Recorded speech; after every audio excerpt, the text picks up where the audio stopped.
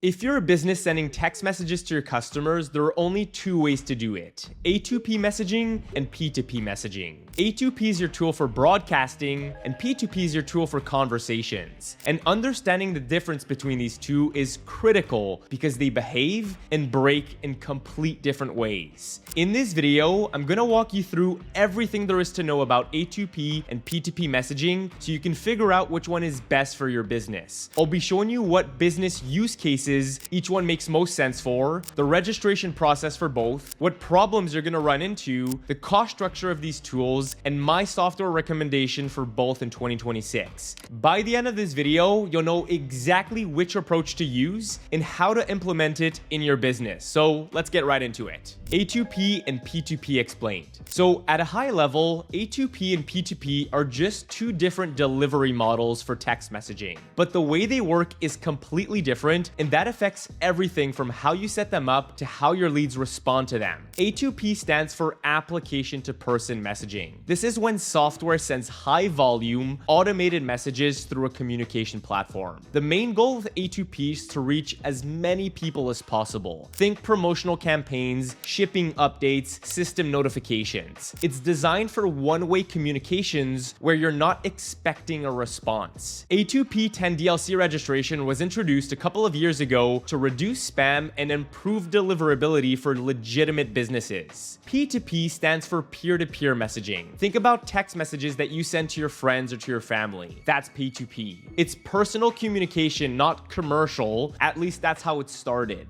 But here's what makes P2P really interesting for businesses. It's barely regulated, it doesn't require a lengthy registration process, and it's perceived as much more human-like than A2P texting. And in just a minute, we're gonna see exactly why that perception difference actually matters to your leads. Use cases. Before we get into the technical stuff, let's talk about when you'd actually use each one. Here's the easiest way to think about it. If you're using A2P, you're pushing information out. If you're using P2P, you're pulling engagement in. With A2P, you're never really expecting a response. You're just making sure that the message gets delivered so they see it, they consume it, and they forget about it. Think one-time passwords, DoorDash delivery updates, Amazon shipping notifications, and system alerts. Perfect A2P use cases. You're not trying to start a conversation, you're just delivering information. With P2P, replies are the whole point. Your goal is to get something out of your lead, whether that's showing up to an appointment, watching a video, clicking a link, ultimately buying from you. Think about appointment reminders, sales follow-ups, lead nurturing, customer support, abandoned cart recovery. Anything where a back and forth conversation could lead to a better relationship with your lead and get them to take action. So that's the conceptual difference. Now let me show you what that actually looks like when you implement these in your business. Registration, setup, and monitoring. So let's start with A2P. Before you send a single message, you're gonna deal with registration, a full carrier approval process that takes normally 2 to 3 weeks. You submit your EIN business number, explain your use cases, show proof of opt-ins, and wait for carrier approval. And the reviewers are really strict. They're looking for any red flag. Website copy doesn't match your campaign? Rejected. Using banned words like cash, offer, crypto, cannabis? Rejected. In a scam-prone industry like insurance or GLP-1? Rejected. Unclear opt-out policy? Rejected.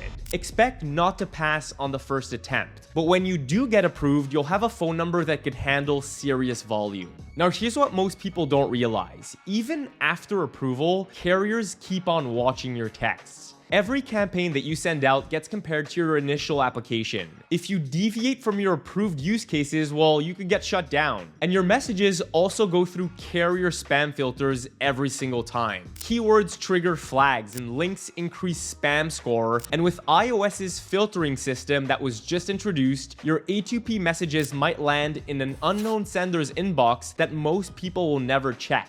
So delivered status doesn't mean your lead actually saw it. It might mean that it's stuck undelivered in your lead's spam inbox. Now let me show you how different P2P is. With P2P, the setup takes less than 24 hours. There's no lengthy carrier registration. I mean, technically, the phone in your pocket is a P2P tool that you could start using right now for your business to text your leads. And all it needed to get set up was your first name and a payment method. That's it. For the businesses that are looking for a little more scale though, it gets even easier when you use a P2P software that utilizes Apple's ecosystem to send out texts, which is iMessage. And this is where things get really interesting. iMessage texts don't pass through carrier networks. They pass through Apple's private network. And because of that, they don't get monitored anywhere close to the level that SMS does with A2P. If you're using P2P through regular SMS, you're dealing with similar keyword filtering as A2P does. But if you're using iMessage on a P2P channel, the entire game changes. Your messages are going to hit Apple's towers first, not carrier towers first. And Apple doesn't enforce the same policies that carriers do. There's no industry bans, there's no keyword bans, and there's no character limits. Contrarily to how A2P is going to handle spam by reporting you automatically, Apple is actually going to put that control in the hands of their users by implementing the report junk button that they have on iOS 26. What Apple is going to monitor though is volume. They want their platform to be conversational and not a blasting tool. So you could text what you want and without the opt-out language, but if leads start hitting that report junk button, Apple will punish you really fast. You can't treat it like A2P and blast the same message to thousands of people. And that's going to bring us to pricing, which is structured completely differently.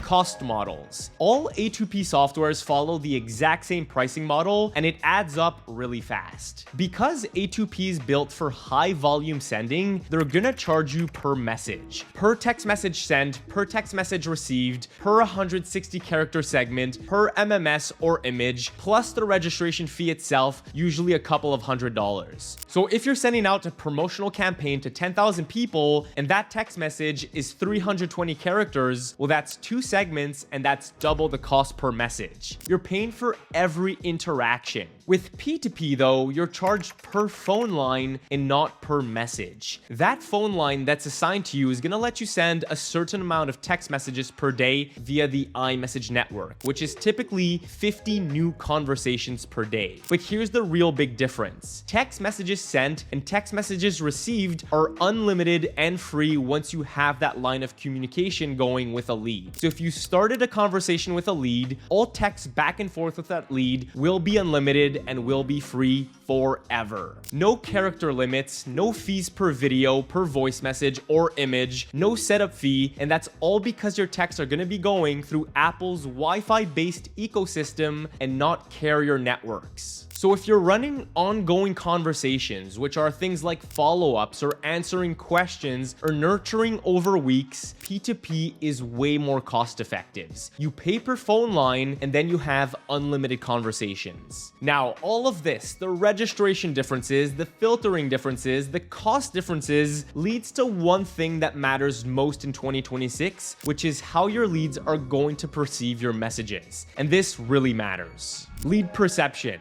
With A2P, your text messages are sent as green bubbles, which are standard SMSs. And here's the reality. People have been conditioned to associate green bubble business text with spam and unimportant messages. Your leads have been sent thousands of promotional blasts and discount codes and delivery alerts through green bubbles from unknown numbers. And unfortunately, everyone has trained their brain to categorize these as probably not important or probably spam. So when your message shows up as a green bubble on your lead's phone, their brain immediately puts you in that category before they even read your message. A2P works great for informational messages like, hey, your package has been delivered, or your verification code is 123456, because those are expected and needed. But when businesses try using A2P for lead nurturing or appointment reminders or sales follow-ups, it doesn't land right. They end up with awkward automations. I mean, your text messages literally say reply yes to confirm or reply 1 for this option, even though you're trying to have a conversation with your lead. Your leads immediately know that they're not talking to a real person. The green bubble reinforces that this is a business message, not a personal message. And because of that perception, A2P text trying to be conversational will never work. And your response rates from your campaigns are going to tank. With P2P using iMessage, your messages are actually going to show up as blue bubbles, and this changes everything.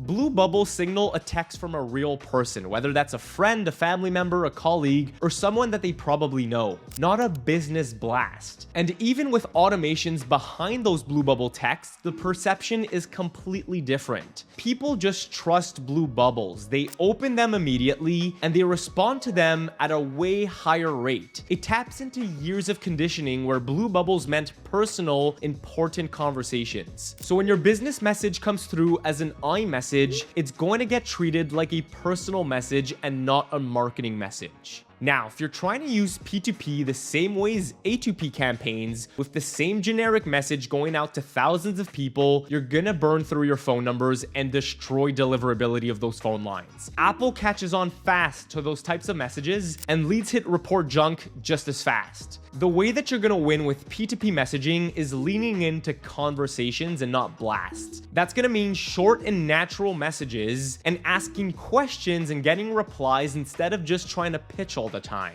It's also going to mean that you have to use personalization that feels like you're talking to them individually and not just blasting texts that are clearly going out to thousands of people. The goal isn't pushing information out, it's about getting replies and starting real conversations that move them towards action. So now that you understand the main differences, let me tell you exactly what software to use in 2026 for both of these channels. Software recommendations. For A2P, I highly recommend using Twilio. It's really become the industry standard for a reason. Twilio is built for A2P at scale. They handle the full registration process by walking you through the full carrier requirements.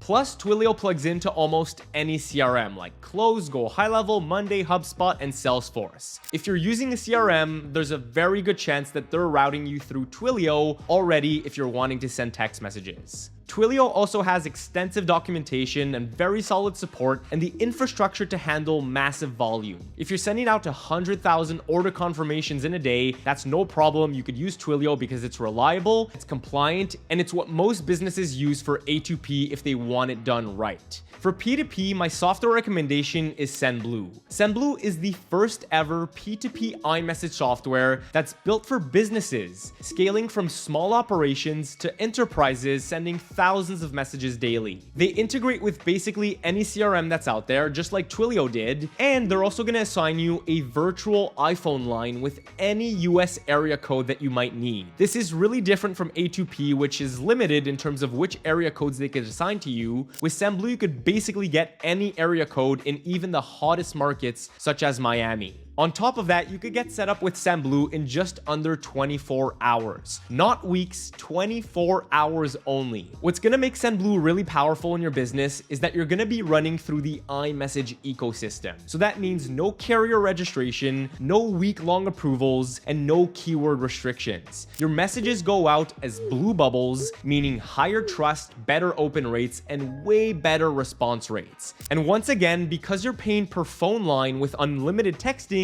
you won't be charged per text sent or per text received from your leads. So if you're serious about using text messaging to actually engage leads and nurture through conversations and drive revenue through relationship building instead of just blasting information, Sendblue is the platform to use in 2026. And here's why that matters more than ever this year. With A2P registration getting stricter every single year, and with the high volume of spam that we're seeing in text messaging today, using P2P channels like Sendblue is the only thing that is going to work for sales and marketing in 2026. A2P is great for what it was built for, don't get me wrong. It's great for the transactional messages and system alerts. But if you're actually trying to sell something or market something or engage your leads into a conversations and close deals through text, P2P is where you need to be this year. If you want to see exactly how to get Sendblue implemented in your business in under 24 hours, I filmed the full step-by-step walkthrough that I'll be tagging on the screen right here if you want to check it out. Thank you so much for watching, and yeah,